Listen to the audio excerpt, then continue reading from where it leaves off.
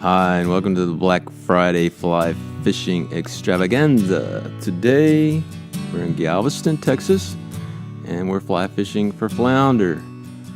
If you're into fish porn, you might want to just click off of this right now, because unlike last week's broadcast from Possum Kingdom, this one lacks fish.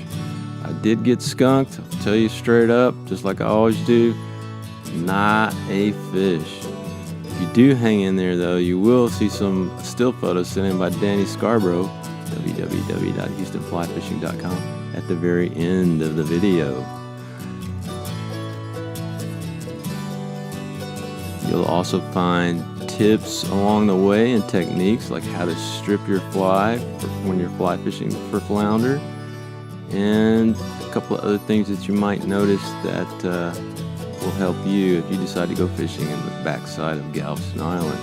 If you do watch those interviews, pay attention to the facts presented there about articles that talk about what's going on in the bay systems in Texas and references to other writers.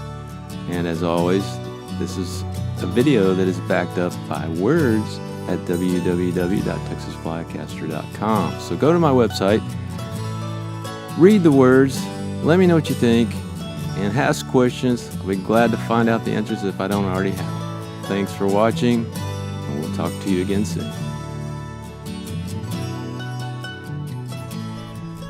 Hi guys, today we're in Galveston, Texas at Seawolf Park, and it is Black Friday and the cars are pulling in massive numbers. So what we're gonna do is go on down the road. We got so many mosquitoes in the car now, it's unbelievable. And here it is, November. There's good news and bad news to go with what's going on here. I read a great article last night on Thanksgiving by Shannon Tompkins, and it was a really good article on the gill netting that's going on by TPWD to find out about counts. And the news is pretty bad for flounder, but pretty good for other fish. So what we're gonna do is we're gonna go find out exactly what the there goes a fly rod, what it's like this year. Looks like it's gonna be a long walk for me. What else is new? But anyway, Shannon Tompkins is the guy you want to read on. He's in the Houston Chronicle. He had a huge article in Thursday, Thanksgiving Day's newspaper. Good writer, great scientific information. Anyway, it's kind of confirming what I've been telling you guys for years, that the north part of the Texas Gulf Coast is in a kind of a golden era, while there are fluctuations like the downward slope of the flounder count. So we're gonna go take a look, see what we can do, and welcome to Black Friday, Texas Flycaster style.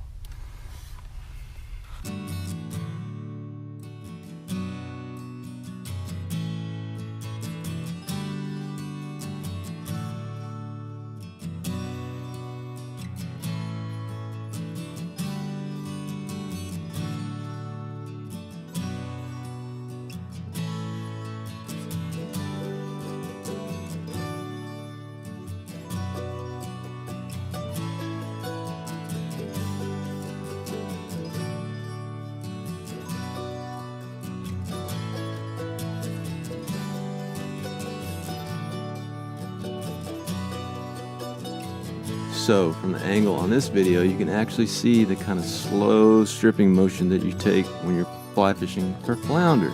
You want that fly to be heavy enough to drag across the bottom of the lagoon, as it were, and just you can feel it scratching the bottom, and that's exactly what you want to do, is stay in contact with the bottom with long, slow strips. Remember that the heavier the leader, the higher it will run in the column. It's not about the weight of the leader, it's about the actual diameter. So go with 8-pound fluoro and you'll be just fine.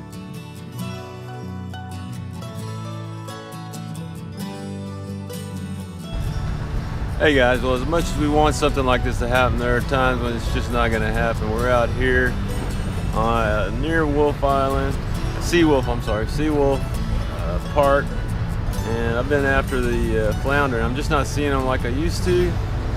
Back in the day, there'd be porpoise out there flipping them like pancakes, and I just haven't seen any signs of fish. I saw one guy catch one small flounder right when I first got here at daylight, but really it's just not going on. I want to try a little bit more. Stick with me, and we're going to go somewhere else. If not today, then maybe tomorrow. Alright guys, it's turned out to be a cloudy day today here. Very cloudy, humid, loaded with mosquitoes. Just too many mosquitoes actually to almost deal with for a North Texas kid like me. What I saw was, you know, we were at Seawolf Park. What I saw is not a lot of bent rods. Tons of conventional fishermen out there, probably a dozen when I left. It's probably about, I don't know, let's see what time it is. It's 10 o'clock in the morning on Black Friday, and if you see a bunch of conventional rods out there and they're not bent, you know you got a problem. So what we're going to do is we're going to pull out, regroup, go down to the SLP, look at that, because the tide is on the outgoing. Man, mosquitoes are everywhere. And we will see if we can just do something totally different down there. Here we go, chapter 2.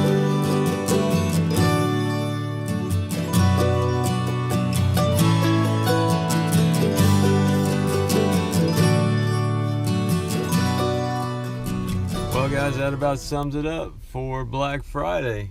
A whole lot of fishing and zero catching. This is probably the first time I've ever been out on a Black Friday and not caught a fish. But like I always said, I'm going to tell you the truth, the whole truth, and nothing but the truth when it comes to catching or not catching fish.